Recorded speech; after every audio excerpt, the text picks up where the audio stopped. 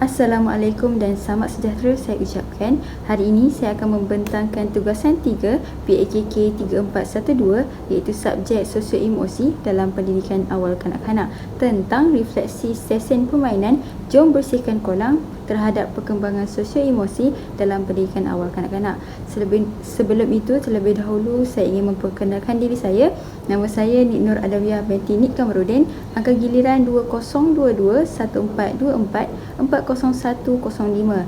Saya dari ambilan PISMP Jun 2022 PKK 3. Sebelum itu, saya akan menyatakan isi kandungan yang terdapat dalam slide pembentangan saya. Yang pertama adalah pengenalan, yang kedua adalah kaedah ataupun langkah-langkah pelaksanaan stesen permainan, yang ketiga adalah pengaplikasian stesen permainan terhadap kanak-kanak prasekolah yang berumur 4 hingga 6 tahun. Seterusnya adalah elemen merentas kurikulum. Yang kelima adalah kekuatan kaedah permainan terhadap perkembangan sosio-emosi kanak-kanak. Yang keenam adalah kelemahan kaedah yang digunakan di stesen permainan dan juga cadangan penambahbaikan.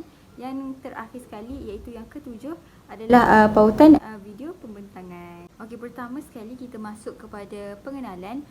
Penjagaan alam sekitar merupakan elemen penting yang perlu diterapkan dalam diri kanak-kanak sebagai sumber kesedaran terhadap kepentingan penjagaan alam sekitar. Oleh itu, setiap kanak-kanak perlu diterapkan dengan nilai menghargai dan juga mencintai alam sekitar melalui penjagaan kebersihan di persekitaran mereka. Permainan Jom Bersihkan Kolam ini mengambil pendekatan aktiviti berasaskan pengalaman persekitaran dan senario dunia sebenar kepada kanak-kanak. Permainan ini menggunakan strategi dan juga metod pembelajaran yang berpusatkan murid seperti permainan dan juga simulasi pembersihan kolam serta pengurusan barangan kita semula bagi menyelesaikan tugasan. Seterusnya ialah kaedah pelaksanaan stesen permainan terhadap pada kanak-kanak di prasekolah pada umur 4 hingga 6 tahun. Yang pertama adalah bersihkan kolam, di mana kanak-kanak menerima arahan daripada guru untuk memakai sarung tangan dahulu sebelum memegang jaring untuk mula mengutip sampah dalam kolam. Di dalam kolam kami meletakkan plastik, kertas dan juga aluminium. Yang kedua, asingkan sampah, di mana kanak-kanak perlu mengasingkan setiap sampah ke dalam tong sampah kita semula mengikut kategori iaitu kertas, plastik dan juga aluminium. Untuk tong kita semula kertas adalah berwarna biru, untuk tong plastik berwarna oranye dan juga untuk tong aluminium berwarna coklat. Dan terakhir sekali, pusat kita semula, di mana kanak-kanak akan membawa barangan kertas, plastik, aluminium itu ke pusat kita semula untuk menjual ataupun untuk menyita semula setiap barang itu bagi menerima ganjaran. Kami meletakkan satu harga untuk satu plastik adalah satu gula-gula, satu kertas, satu gula-gula dan satu aluminium akan mendapat 2 gula-gula. Seterusnya adalah video pautan video stesen permainan yang telah diaplikasikan kepada kanak-kanak prasekolah berumur 4 hingga 6 tahun. Sasaran masa yang digunakan dalam stesen permainan ini adalah dalam lingkungan 15 hingga 20 minit sahaja. Di sini saya telah pun meletakkan QR code di mana anda boleh sahaja scan QR code tersebut pada bila-bila masa. Kemudian adalah elemen merentas kurikulum EMK yang merujuk kepada unsur nilai tambah yang diterapkan dalam proses pengajaran dan pembelajaran PDP. Okey, elemen-elemen ini diterapkan bagi mengukuhkan kemahiran dan juga keterampilan model insan kanak-kanak itu sendiri. Okey, apa yang dapat saya kaitkan elemen-elemen ini dengan stesen permainan adalah yang pertama, kelestarian alam sekitar, di mana kanak-kanak ini mula sedar tentang kepentingan mencintai dan juga menyayangi alam sekitar melalui proses PDP. Okey, apa yang saya boleh kaitkan di sini adalah ketika kanak-kanak itu mengutip sampah, mengutip plastik, mengutip kertas dan aluminium di dalam kolam, mereka mula menyedari bahawa penting untuk menjaga kelestarian alam sekitar demi menjamin demi menyelamatkan kehidupan akuatik di dalam kolam tersebut. Yang kedua adalah elemen nilai murni, di mana kanak-kanak ini melalui proses PDP, mereka mula sedar akan kepentingan dan mengamalkannya. Okey, di sini kita dapat lihat pada apabila kanak-kanak belajar mengasingkan setiap sampah, setiap barang itu, setiap barangan kita semula ke dalam tong kita semula mengikut kategori. Okey, kat sini kanak-kanak mula sedar tentang kepentingan mengitas semula dan mula mengaplikasikannya dalam kehidupan realiti.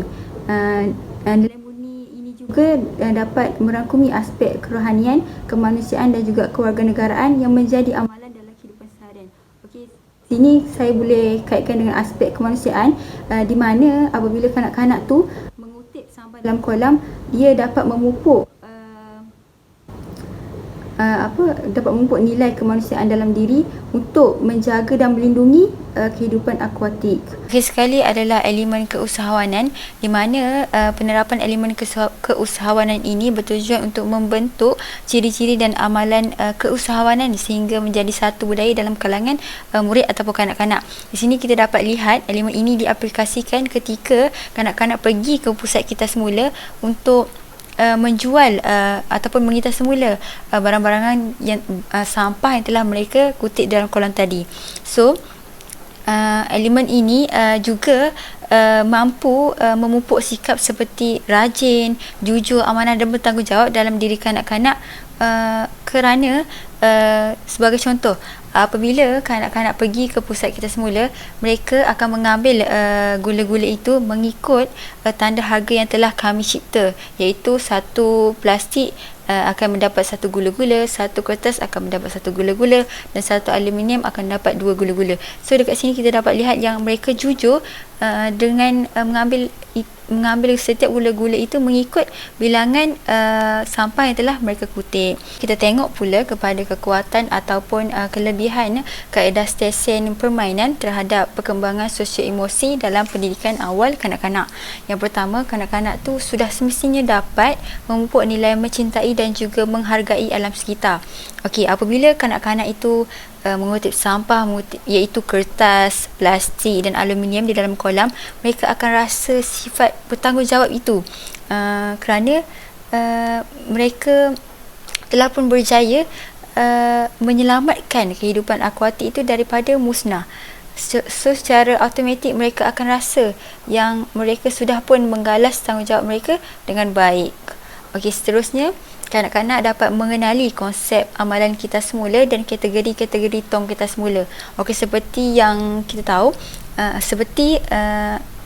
melalui pembelajaran ini, kanak-kanak akan tahu bahawa tong kita semula warna biru itu untuk kertas, tong warna oranye untuk plastik dan tong warna coklat untuk aluminium. Dekat sini, kanak-kanak boleh memupuk sikap rajin untuk mengitas semula dan mereka tahu bahawa tidak semua sampah itu perlu dibuang dalam tong sampah. Ada juga sampah yang boleh diketas semula demi menjamin kelestarian alam sekitar. Dan seterusnya adalah kanak-kanak dapat mengetahui konsep asas jual beli di pasaran. Okey, apabila kanak-kanak pergi ke pusat kita semula, mereka dapat memupuk sikap jujur dan juga amanah terhadap sampah yang mereka bawa. Seperti apabila kanak-kanak itu mengambil gula-gula, mereka perlu mengikut harga yang telah kami sediakan, seperti satu plastik untuk satu gula-gula, dan ini akan memupuk sikap jujur dalam diri mereka untuk dalam kehidupan sebenar. Dan juga mereka akan tahu bahawa setiap barangan yang ditukar ataupun dijual akan memperoleh barangan lain ataupun dalam bentuk sama ada dalam bentuk wang ataupun ganjaran-ganjaran lain. Dan akhir sekali adalah kanak-kanak dapat bekerjasama untuk menyelesaikan tugasan berkumpulan. Kat sini kita dapat tengok nilai kerjasama antara rakan-rakan, seperti sama-sama mengutip sampah, sama-sama mengasingkan sampah. Dekat sini mereka akan belajar untuk berinteraksi antara mereka, dan juga secara automatik mereka akan rasa gembira dan lebih akan mengeratkan lagi hubungan antara mereka. Seterusnya adalah kelemahan pada stesen permainan dan juga cadangan penambahbaikan yang boleh dilakukan. Okey, pada yang pertama adalah kawasan pada tempat masukkan sampah itu pada tong kita semula agak tajam kerana kanak-kanak hanya memakai sarung tangan pada sebelah tangan mereka sahaja, kerana kami beranggapan untuk menjimatkan kos, dan juga sarung tangan itu dibeli khas untuk kanak-kanak memegang batang jaring untuk mengutip sampah sahaja. Dan pada pemerhatian saya, kanak-kanak sebelum mereka pergi mengasingkan sampah, mereka sudah pun membuka sarung tangan mereka kerana mungkin tidak selesa ataupun mungkin kerana mereka sudah pun berpeluh.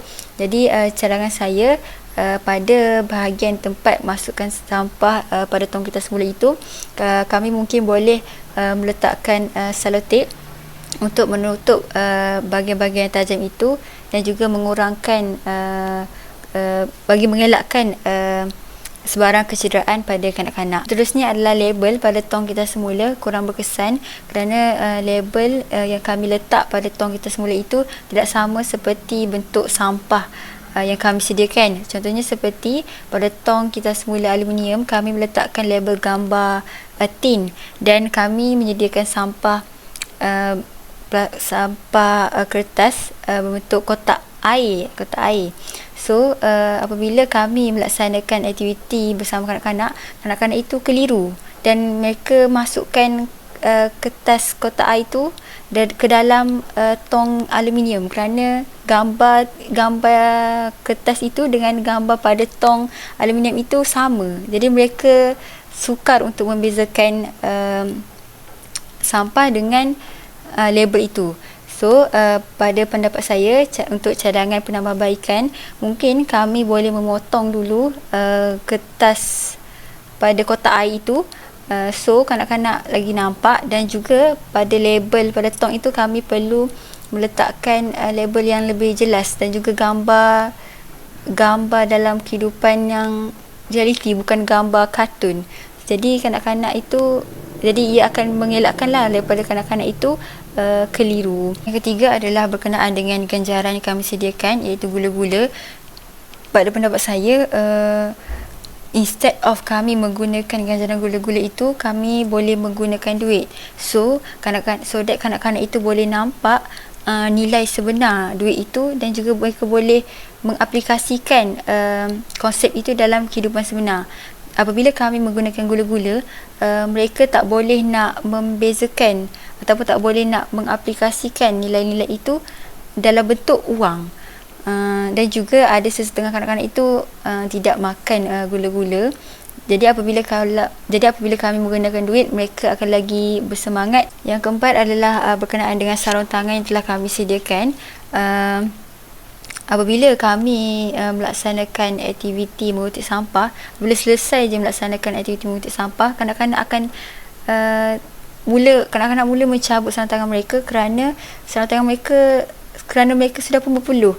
Jadi mereka rasa tidak selesa, so mereka akan mula mencabut dan membuang sarung tangan itu. So pada pandangan saya, untuk cadangan penambahbaikan, mungkin kami boleh menukar sarung tangan getah itu kepada sarung tangan yang berjenis kain. So apabila kanak-kanak berpeluh pun, mereka still akan rasa selesa dan tak akan rasa gatal-gatal. Okey, pada akhir sekali, nombor 5, kami telah pun meletakkan gula-gula di hadapan pusat kita semula tu. So berdasarkan pemerhatian saya, kanak-kanak ia akan mengganggu konsentrasi kanak-kanak untuk mendengar arahan guru. Jadi untuk cadangan penambahbaikan, kami perlu menyorokkan ataupun meletakkan gula-gula di kawasan lain, ataupun letakkan gula-gula itu di dalam bekas yang tertutup, supaya kanak-kanak tak terganggu fokus daripada guru mereka. Itu sahaja daripada saya. Sekian, terima kasih.